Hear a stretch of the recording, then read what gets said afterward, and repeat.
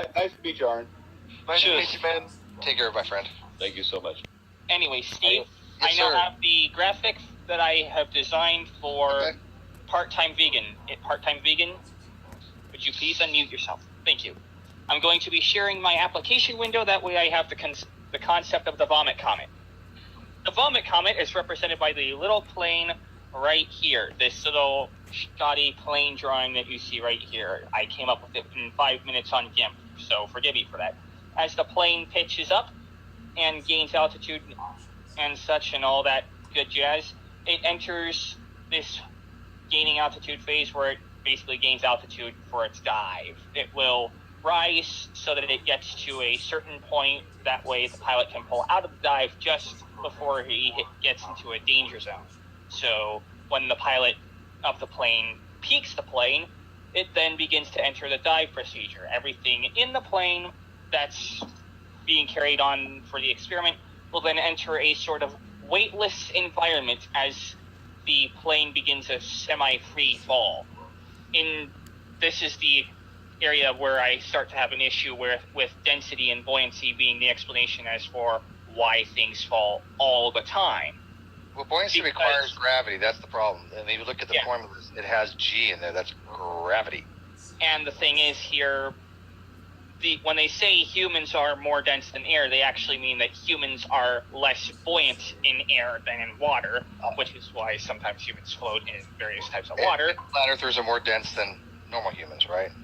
And either way, but the fact of the matter is, the humans, despite being less buoyant than the air and more dense than the air, or supposedly, are still floating when the Vomit Comet plane is doing its free fall. The reason why they call it the Vomit Comet is because of motion sickness.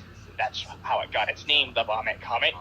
But when the Vomit Comet is diving, as I've said, the humans will float inside there, or whatever's being brought along will float inside of the plane because, well, it's in a temporary free fall, and the people inside are beginning to feel microgravity, if you will. It's not truly zero G, it's microgravity, but still, they'll enter it for about 30 seconds, at which point the pilots will at which point the people inside the cargo bay, if you will be able to float around, do all sorts of flips and such.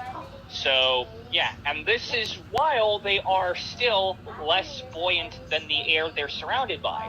So why else would they be falling if we've eliminated the supposed explanation for merely being just buoyancy and just density? A couple of different super chats real quick before we go on. Redbeard Cthulhu. What an awesome name. I don't know what the hell it means. But Redbeard Cthulhu. Steve, you should check out Cedar Ridge or Templeton Rye. Both great corn whiskey. I've never tried them. Sounds good. House story. Steve Wonton thinks that the flat earth is the null hypothesis because of an article that states, quote, when people believe the earth was flat, it was the null hypothesis. The moron never updates himself. That's one of the things I've noticed when people don't know what the fuck they're reading and they just run with it. And they're like, oh, it's true because I'm reading this. And yet they don't have the prerequisite skills to understand a little bit more about the topic to know that what they're reading, they're not reading correctly or they're not understanding it. But anyways, Part-Time Vegan, do you understand the whole Vomit Comet thing? Basically, just parabolic flight. Why that would happen?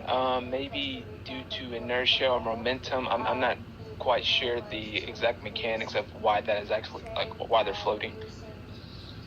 Well, what do you need help trying to understand? Well, I think he's asking me to explain it. I'm saying I'm not sure. I'm trying to tell you exactly why people and things fall, despite when they're being in the Vomit Comet, they float when the plane enters the dive. Because at that point, they're in zero gravity, if you will, and they're floating despite them being still more dense and less buoyant than air. So we've kind of eliminated the... If I can touch on that, Fredo, because I don't think you're getting your point across. Go ahead, Sean. And by the way, really good artistry there, by the way. Very, very good. In the dive, the plane is... MS Paint? In the dive... Go ahead, Sean. Are we done? Yes, go ahead. In the dive, the plane is going downwards at exactly 1 G, 9.8 meters per second. Right. The problem is inside the aircraft, the atmosphere inside the aircraft is also going down at 9.8 meters per second. which means Right. if density and buoyancy was a thing that was causing the downward motion, the people inside would also be trying to change their acceleration based on density and buoyancy, which means they would actually go to the front of the plane. They wouldn't fall. They wouldn't be floating. They would actually fall to the front of the plane. Would they fall to the front or fall to the back? They would fall to the front, because if density and buoyancy was the cause of everything falling, since the air is moving at 9.8 meters per They're second, going to go down. Okay. they're going to go down. Yeah. They Okay. would not float.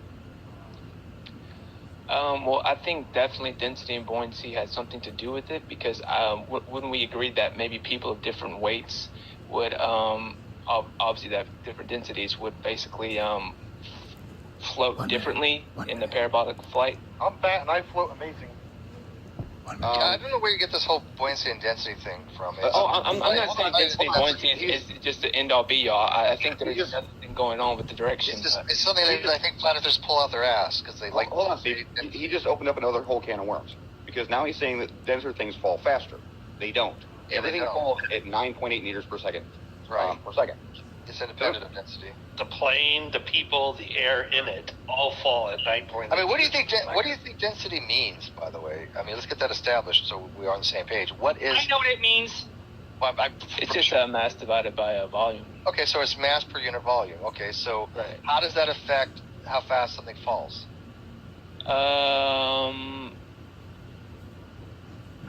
I don't think it necessarily affects how fast it falls. You just said it did. That's your own. No, that's no, your Sean, argument. Sean, no, you said I did. You literally made that. All right, so density has nothing to do with how fast something falls. I think it plays a role, but I don't think it's end all be all. What's up? You When didn't say it. You No, did I say did it. not say that. You did say Yeah, it. When I brought up the example of the things that should be falling towards the front of the plane, you said, "Well, denser Yeah. things fall faster." No, I did not say distant things fall faster. I think that's what I heard you say too. No, we're I not definitely on the didn't say tape.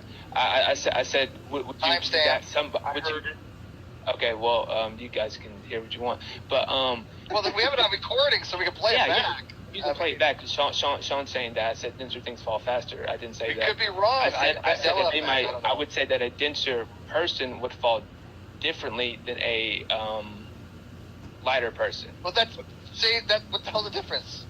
No, You're that's just not literally saying saying I'm saying they will fall faster. I'm just saying the density plays a role in how they fall. That's what I'm How? saying. How? I'm not exactly sure. Then you have no argument.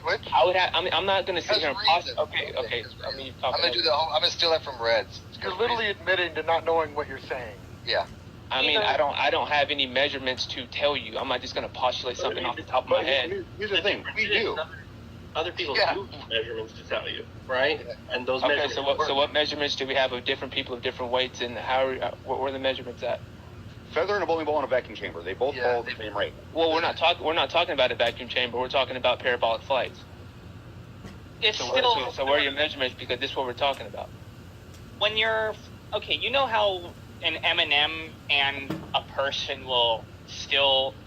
Let's just use the ISS as an example, or it's just being used as an example here, or even better, just having Skittles in the Vomit Comet and a person in the Vomit Comet. Technically, the person weighs more than the Skittle because there's more mass there, and so technically that would work. And still, they still have the same floating characteristics when the plane is entering and when that plane is in that dive for 30 seconds. But would you say that the Skittle and the person, they float differently? Like, how would I say this? Because floating is kind of a bad terminology for it. Air that is still in the airplane Differently. will resist them differently. Real quick, Average Joe, my nuke buddy, says, "Why is it all flat earthers are scientific illiterate?" I found that to be the case. I am not exaggerating. If you know of a flat earther that is not scientific illiterate, send them our way because I do not know of any. There's I mean, one guy that I'm not McKenzie- scientific illiterate, but whatever. Okay, well, I've not found one that's scientific illiterate yet. They're all illiterate to me. But there's one out there that tries to use math in a crazy kind of different way, but he's just as bad as the other ones. And then somebody says, "Can you show LIGO webpage from Caltech MT?" No, not really. But if you want to go check it out, LIGO did detect gravity waves. It's a thing, right? I mean, so unless you can disprove that, you have no argument on that. Gravity is a legit thing. They Well, detect gravity waves. It covers the is that gravity the one that detected gravity?